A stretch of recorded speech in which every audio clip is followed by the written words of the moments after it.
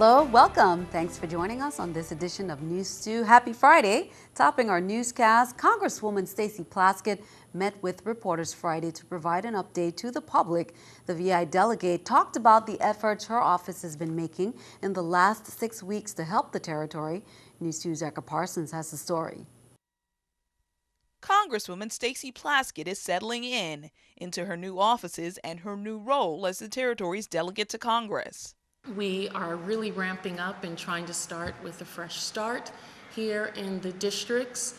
We have moved our locations. As you see, we're still in the final stages of our office on St. Croix. Since her swearing in 6 weeks ago, she's used weekends to meet with constituents and local agency heads. I had preliminary meetings with several members of the President's cabinet, particularly with transportation, which is a real issue here. The Secretary Fox, as well as Secretary Vislak of Agriculture have met with me, and I'm going to have much longer meetings with them about the immediate needs of the territory. But I also wanted to come to the district and find out from those people on the ground who are heading up those particular agencies how they think that that can fit in. The VI delegate says all the territorial delegates will be meeting monthly. She's already working with legislation in the areas of education, transportation, and health care. Topping her list of priorities is working on the Army Corps of Engineers. There were a number of things that came out from my first meetings here that we want to address immediately. One of the foremost ones was the prevalent complaint about the Army Corps of Engineers and how that is holding up quite a number of projects here. We are crafting a letter right now and requesting a meeting in Washington with the Army Corps of Engineers Command. Plaskett has been named to the committees of Agriculture and Oversight and Government Reform. Those committees will not only allow her to assist with agriculture, but with infrastructure and issues with the postal system. The Committee on Oversight and Government Reform deals with the oversight of all of the government agencies, but particularly also has within its jurisdiction the post office, which I know was an issue that has really affected our small businesses as well as our residents. Erica Parsons, News 2. Congresswoman Plaskett is also calling on residents to support her efforts to get the territories the right to vote. This year is the 50th anniversary of the Voting Rights Act, and the delegate will be in Selma, Alabama on March 6 to lobby on the VI's behalf, and anyone else who can join her is welcome. First week of March 6th, there will be an anniversary at Selma, Alabama, of the March on Selma. I've talked with the organizers of that, in particular Congressman John Lewis, and let him know that I was really concerned about the fact that Virgin Islanders, as well as many other, all of the territories, do not have voting rights, can't vote for president, don't have a vote on the floor, and asked him, you know, if you don't mind, I really want to highlight that, be at that march to really highlight that. In other news, the St. Croix Board of Elections met formally for the first time under new leadership Wednesday afternoon. Liliana Belardo de O'Neill led the regular meeting as the newly elected chair. The board voted to host an all-day working session to gather the information necessary to complete a closeout report for the 2014 election. The board also established its working subcommittees and requested a more in-depth financial report from the elections supervisor regarding the recent election. 2 local medical professionals are now part of the National Guard's Medical Detachment Unit. Second Lieutenant Nisha Jones was sworn in Thursday as the Guard's behavioral health officer, while well-known cardiologist Major Dante Gallagher was sworn in as the National Guard's field surgeon. My father was in the Army. He was a captain in the Army, and my uncle Leal Gallagher, he started the National Guard here as the acting adjutant general. And so I do have some military history in my family. And my brother Marcel was actually in ROTC and in college. And I really wanted to do this to serve my community in a different fashion. I've been serving my community in the medical field for almost 20 years here. But this is going to be a new venture for me. I'm really excited about it. Congratulations to the sworn-in nominees. The Virgin Islands National Guard kicks off, meanwhile, a week-long financial awareness campaign in support of a Department of Defense national initiative. That's from February 23rd to February 28th. The VI National Guard, they're observing Military Saves Week as part of the America Saves campaign. It's conducted in cooperation with the Consumer Federation of America, a Department of Defense financial readiness nonprofit partner. Military Saves Week is an opportunity for the military community, including federal, state, and local entities, to focus on the financial readiness of its military community and their families. The 2015 theme is Set a Goal, Make a Plan, Save Automatically. The Ving State Family Program Office will share financial resources available for military members and their families. Workshops will also be conducted. Senate President Neville James is asking Governor Kenneth Mapp to withdraw Port Authority Board nominations.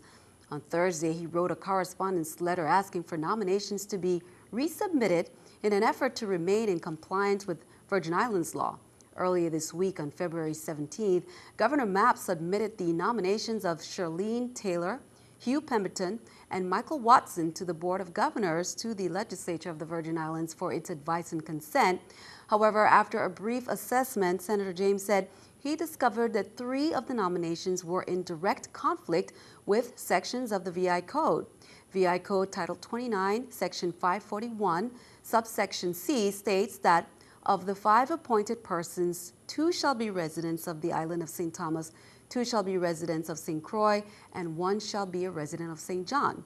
In his letter, James states the confirmation of the 3 nominees you submitted would contravene this provision. The Senate President explains that in the case of Shirlene Taylor, who has been tapped to replace Mr. Manuel Gutierrez, the problem lies in the fact that subsection B of Section 541 states that the term of office for each board member stands at 3 years.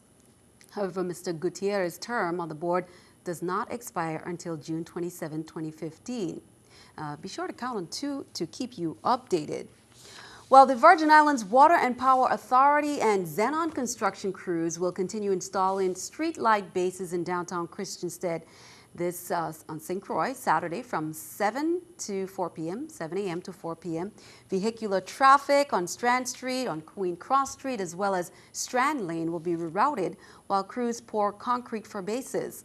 The decorative street light project entails removing some watt-high pressure sodium lights, which are on utility poles, and replacing them with efficient 80-watt decorative LED street lights, which will be powered from the new underground electric infrastructure.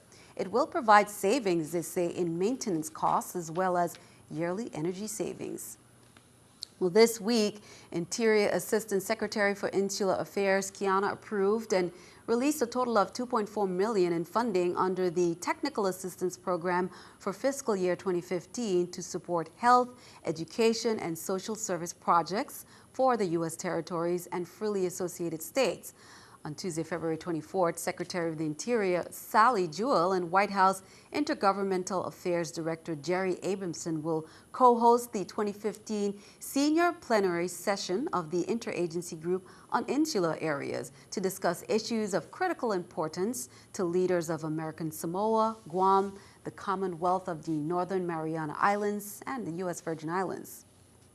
Lieutenant Governor Osbert Potter reminds all real property owners who have delinquent property taxes due to visit the Office of Lieutenant Governor's Real Property Tax Division at the Office of the Tax Collector or establish an installment agreement with the division if you have taxes due. All real property owners who previously entered into an installment agreement but have defaulted, you're also asked to visit the office to reestablish your payment arrangement with the division. He said the establishment or reestablishment of an installment agreement will cease all accruing interest and penalties. You can give them a call for some more information. Well, many turned out to air their concerns during a crime town hall meeting on Thursday night on St. Thomas. Organizers say the meeting was a huge success because concerned citizens presented an 11-point action plan. Now, that plan includes installing security cameras in high-crime areas, changing the open container law, assigning more foot patrol to officers, and more money for police overtime and a crime-fighting app that they say will allow the community real-time information on crimes taking place so they can assist the police. Now, the organization One Voice is also planning a march to Government House next Friday at 5:30 from the Paradise Covenant Ministries Church, which is located in Vitraco Park, to present their plan of action. Turning our attention overseas, President Obama told global leaders this week that he wants to shut down the ISIS propaganda machine GFX1, in which produces as many as 90,000 posts on Twitter, YouTube, and other social media platforms every day. California Democrat Brad Sherman is working with Republican Ted Poe to pressure Twitter to do more to censor terror-linked content. In the wake of the Paris terror attacks, France's top security minister is on a similar mission. He's traveling to Silicon Valley this week to ask American social media companies to better police their corners of the internet. But there's no universal definition of what constitutes an online threat, and releasing encrypted user information can raise major privacy concerns. Well, keeping our eye on the economy, the U.S. government says it will fine airbag maker Takata $14,000 a day for failing to cooperate in its investigation. In a statement, Takata says it disagrees with that characterization. The Japanese manufacturer has resisted demands to recall its airbags nationwide, though automakers have done so. Takata's airbag inflators can explode, spewing shrapnel. Here's the New York Stock Exchange with our stock market watch. The Dow and NASDAQ up, the Dow 154, NASDAQ 31, S&P down 12. Coming up on News 2, our Black History Moment. Be sure to tune in to learn more as we continue to recognize Black History Awareness Month.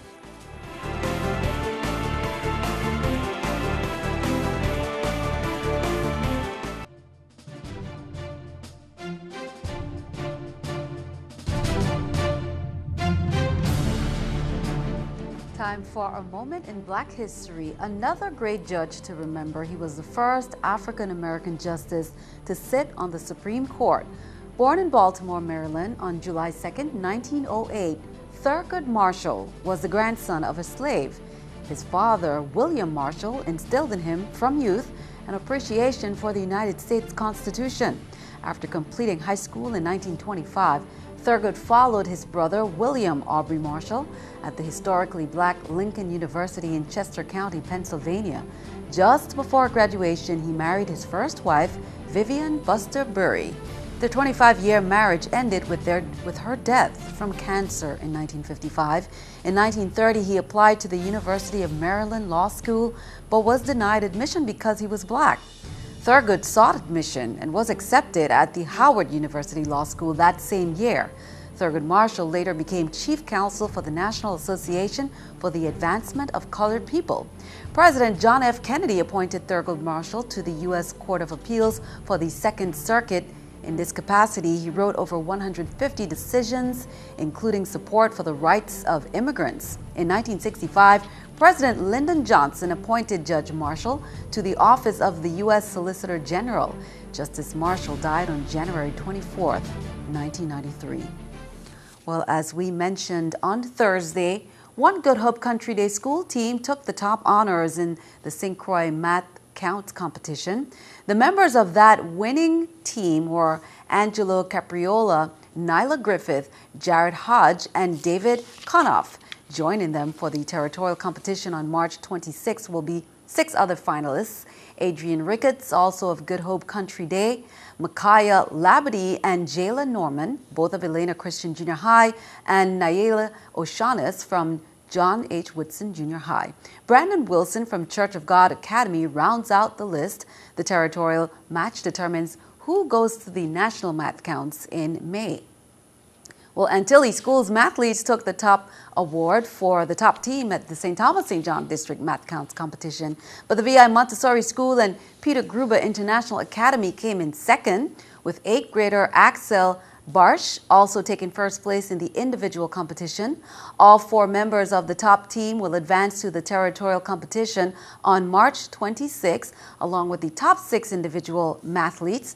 Joining Antilles, Sharon Chawla, Nivesh Jirani, Hirishata Naidu, and Amisha Merchandani Ria Rupani and Azad Daswani on the district team will be VIMSIA's Barsh Schuyler and Karen Goriloff, along with Anthony Etienne from BCB Middle School. Well, congrats to all the students. A note to those who were planning to attend the Model Mania. Regrettably, organizers say due to circumstances beyond their control, the show has been postponed to either March 8th or the 15th, the location to be announced. Meanwhile, be sure to hold on to your tickets. They will still be honored, but if necessary, you can get refunds at the vendors you purchased them from. You would not want to miss the premier signature event coming up. It's called the Model Mania, where the winner will receive an all-expense-paid trip to New York Fashion Week, a centerfold layout with lifestyle magazine, and photo shoot for designers, among other prizes. Again, the show has been postponed. Be sure to count on 2 to keep you updated on the time, date, and place as soon as it is announced. Virgin Islands residents and visitors alike have been anxiously awaiting the upcoming installment of the Jazz in the Park music, and it's ongoing right now. It started at 5:30 p.m. this afternoon and continues until 10 p.m. at Roosevelt Park, so you have some time, featuring multi-talented saxophonist Ron Blake, as well as Lewis Taylor and friends. A native Virgin Islander residing in New York City, Ron Blake began studying the guitar at age 8 and turned to the saxophone at age 10. Currently entering his 3rd season as a member of the Saturday Night Live Band, this gifted musician's discography numbers more than 50 recordings with the legendary artist. You can head over there. There's fun for the entire family. Again, that goes on until 10 p.m. Friday starts the St. Croix Orchid Society's annual show and plant sale at UVI's Great Hall. The 3-day event is the 44th annual showing, and this year's theme is Orchid Passion. On Friday, judges were seen walking around examining the flowers. It's a pleasant, beautiful experience.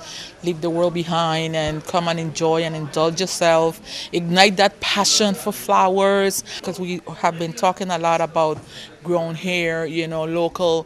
And this is what our local people are growing here, that kind of hidden treasures that not a lot of people know about. But a lot of these orchids are grown here by our local people. So it's something that we should also take pride in, knowing that, our locals have these beauties in their backyards.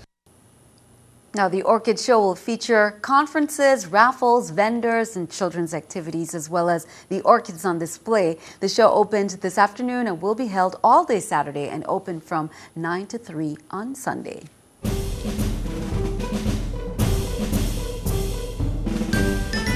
Well, are you a cat lover? And not just any cat, but one that's cuddly, friendly, energetic, and full of love? Then you will want to meet our featured pet of the week, and you can find her at the Humane Society of the Virgin Islands. She has been at our shelter since July 2014. She is friendly and she loves toys, and she is a cuddler. Won't you come down to the Humane Society to come meet her? Well, thank you for that, Benjamin. So be sure to check her out at the Humane Society. Well, be sure to stick around. Your News 2 AccuWeather forecast is coming up next.